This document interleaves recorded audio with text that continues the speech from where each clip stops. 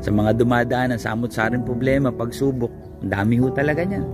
Alam nyo, sa totoo lang, lagi yung sinasabi ni Berwin Mailey, wala naman nagsabi na magiging madali ang buhay, di ba?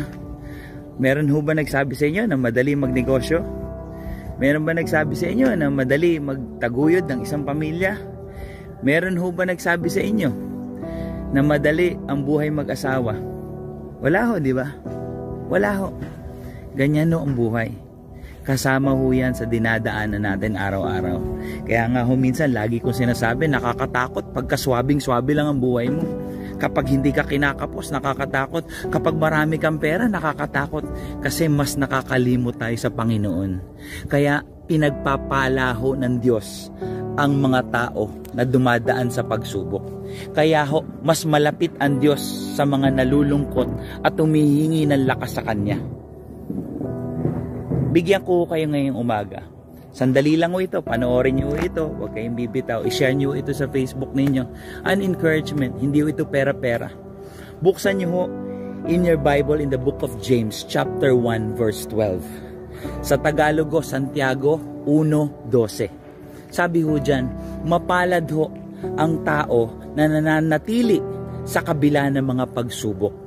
Dahil pagkatapos siyang subukin, siya ay tatanggap ng gantimpala na ipinangako ng Panginoon Diyos sa lahat ng umiibig sa Kanya. Sarap pakinggan. Blessed is the man who perseveres.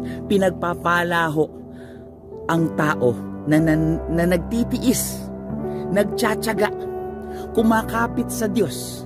Pinagpapala ho ng Diyos ang mga taong nagiging tapat sa kabila ng mga pagsubok. Yung mga dinadaanan natin ito, magtiis lang tayo, maging tapat tayo, huwag tayong mag-shortcut, huwag tayong gumawa ng illegal, huwag tayong magalit sa gobyerno, huwag tayong magalit sa mundo. Maging tapat lang tayo sa Diyos. Tingnan nyo to, dahil matapos tayong subukin, tayo ay tatanggap ng gantimpala na ipinangako ng Diyos. Tingnan niyo, yung pagsubok pala, hindi ito panghabang buhay. Yung pagsubok pala, sinusubok lang tayo. Pansamantala lang ito. Matatapos din ito. Kaya nga sinasabi ko, everything will be okay in the end. If it is not okay, it's not the end.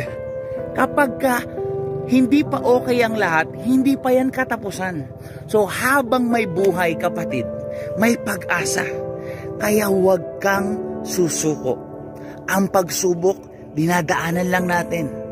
Pag dinaanan na natin yan, gagaang na ang lahat. Basta kasama natin ang Panginoon Diyos. Tingnan nyo to.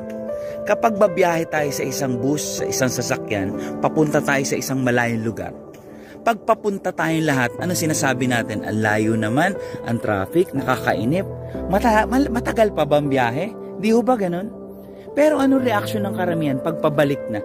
Pagpabalik na, sabi ng marami, ay, ang bilis lang pala pagpabalik. Pagpapunta parang ang layo, no? Pagpabalik ka na, ang lapit lang pala.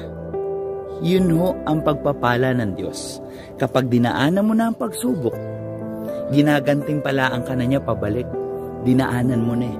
Nagiging magaang na rin. Higit sa lahat, nakikilala natin kung sino ang nagmamay-ari ng buhay natin. Kung sino ang nagbibigay lahat ng talino at lakas.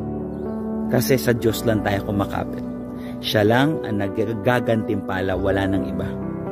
God bless everyone. This is Berwin Mailey.